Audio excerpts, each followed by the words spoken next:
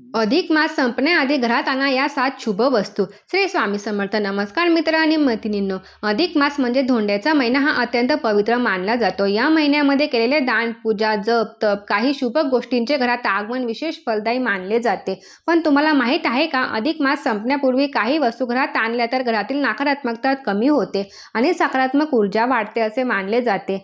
आज आपण आजच्या व्हिडिओमध्ये अशा 7 महत्त्वाच्या वस्तू जाणून घेणार आहोत ज्या घरात आल्यावर सुख समृद्धी देतील.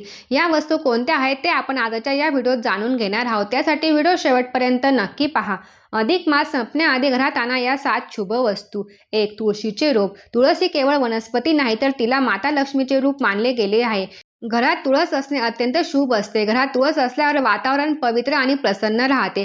अधिक मासात तुळशीची पूजा करणे आणि तुळशीला गायीच्या तुपाचा दिवा लावणे शुभ मानले जाते. संपूर्ण अधिक महिन्याभर तुळशीची दररोज पूजा करावी, तिला पाणी घालावा आणि तिला रोज गायीच्या तुपाचा दिवा लावावा. 2. शंख. बघा, संपूर्ण अधिक महिन्याभर घरात शंख वाजवणे अत्यंत शुभ असते. त्यामुळे अधिक महिन्यात संपण्याच्या आधी घरात एक शंख आवर्जून घ्यावा. शंख वाजवल्याने घरात सात्विक लहरी निर्माण होतात. घरात शंख आणल्याने सकारात्मक ध्वनी निर्माण होते असे मानले जाते. सकाळी किंवा संध्याकाळी शंख वाजवल्याने घरातील वातावरण प्रसन्न होते. शंख हा समुद्रातील एका जीवाच्या कवचापासून तयार होणारा पवित्र धार्मिक पदार्थ मानला जातो.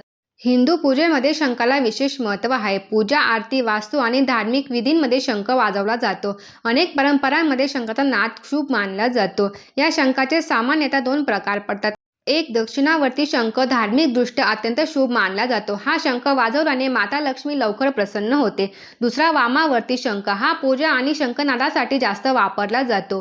3. मोरपंख. मोरपंखाला भगवान श्रीकृष्णाशी जोडले गेले आहे. अनेक जण मानतात की मोरपंख घरातील नकारात्मक ऊर्जा कमी करण्यासाठी ठेवला जातो. मोरपंख हे सौंदर्य, पवित्रता आणि शुभतेचे प्रतीक मानले जाते. अनेक घरांमध्ये पूजास्थळाजवळ किंवा देवघरात मोरपंख ठेवण्याची प्रथा असते. धार्मिक कथांमध्ये आणि चित्रांमध्ये श्रीकृष्ण यांच्याशी मोरपंखाचे विशेष नाते दाखवले जाते. म्हणून अधिक महिन्यात घरात मोरपंख आणणे अत्यंत शुभ मानले जाते. 4. चांदीचा शिक्का. अधिक मासात चांदीचा शिक्का घरात आणणे अत्यंत शुभ मानले जाते. चांदीचा लक्ष्मीचा शिक्का हा अनेक घरांमध्ये पूजा आणि शुभ प्रसंगासाठी वापरला जातो. या शिक्क्यावर साधारणपणे देवी लक्ष्मी याचे चित्र असते आणि तो समृद्धी आणि शुभत्व याचे धनाचे प्रतीक मानला जातो. धार्मिक परंपरेनुसार काही लोक नवीन घरात प्रवेश करताना किंवा सणाच्या वेळी चांदीचा शिक्का आणतात. काही जण तो देवघरात ठेवून पूजा करतात. दिवाळी, धनत्रयोदशी किंवा अधिक मासात काही कुटुंबांमध्ये चांदीचा शिक्का आणला जातो. काही जण लाल कपड्यात गुंडाळून तिजोरीत किंवा पूजास्थळी ठेवतात. हे प्रामुख्याने श्रद्धा आणि कुटुंब परंपरेवर आधारित असते. वेगवेगळ्या भागामध्ये पद्धती बदलू शकतात. काही लोक ते देवघरात ठेवतात तर काही पूजेनंतर जपून ठेवतात. म्हणून जर तुम्हाला जमलं तर अधिक महिन्यामध्ये चांदीचा शिक्का आवर्जून खरेदी करा. 5. भगवान विष्णू किंवा लक्ष्मीची प्रतिमा. अधिक मास भगवान विष्णूंना समर्पित मानला जातो. त्यामुळे अधिक मासात भगवान विष्णू आणि माता लक्ष्मीचे एकत्रित सुंदर प्रतिमा आणून पूजन केले जाते. भगवान विष्णू आणि माता लक्ष्मी यांची प्रतिमा अनेक घरांमध्ये पूजास्थळी ठेवली जाते. धार्मिक परंपरेनुसार विष्णू हे पालन करते आणि लक्ष्मी या धन, समृद्धी, सौभाग्याचे प्रतीक मानल्या जातात.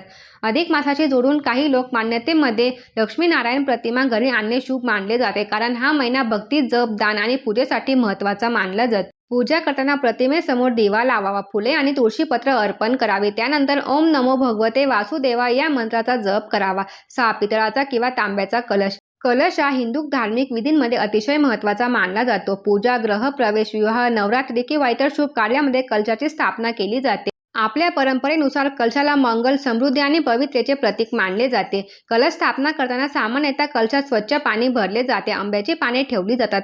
वरती नारळ ठेवले जाते. हळद, कुंकू आणि फुले वाहिली जातात. धार्मिक मान्यतेनुसार कलशामध्ये विविध देवतांचे प्रतिकात्मक स्थान मानले जाते आणि त्यामुळे पूजा सुरू करण्यापूर्वी कलश स्थापना केली जाते. कलशाला समृद्धीचे प्रतीक मानले जाते. अनेक धार्मिक विधींमध्ये कलशाचा वापर केला जातो. त्यामुळे अधिक महिन्यामध्ये घरामध्ये कलश भरून ठेवणे अत्यंत शुभ मानले जाते. याने घरात माता लक्ष्मी आणि भगवान विष्णूंचा सदैव वास राहतो. 7. लेक जावयाला वाण देणे. लेक जावयाला वाण देण्याची परंपरा अनेक ठिकाणी सण, व्रत किंवा अधिक मासात पाळली जाते. वाण म्हणजे प्रेम, सन्मान आणि शुभेच्छांचे प्रतीक मानले जाते. सामान्यतः वाणामध्ये या वस्तू दिल्या जातात: साडी किंवा कपडे, नारळ, फळे आणि मिठाई, हळद, कुंकू, तांदूळ, सुपारी, फुले, चांदीचे नाणे किंवा धार्मिक वस्तू. तुळस देखील पूजेसाठी लागणारे साहित्य. अधिक मासाच्या संदर्भात काही कुटुंबांमध्ये धार्मिक वस्तू, दानाच्या वस्तू किंवा पूजेसाठी साहित्य देण्याची परंपरा देखील आढळते. म्हणून अधिक मासात या गोष्टी आणणे किंवा करणे अत्यंत शुभ मानले जाते. मित्रांनो, या गोष्टी धार्मिक श्रद्धा आणि परंपरावर आधारित आहेत. तुम्ही यापैकी कोणती वस्तू आधीच घरात आणली आहे ते मला कमेंटमध्ये नक्की सांगा. व्हिडिओ आवडला असेल तर जास्तीत जास्त तुमच्या मित्रांसोबत आणि परिवारासोबत शेअर करा.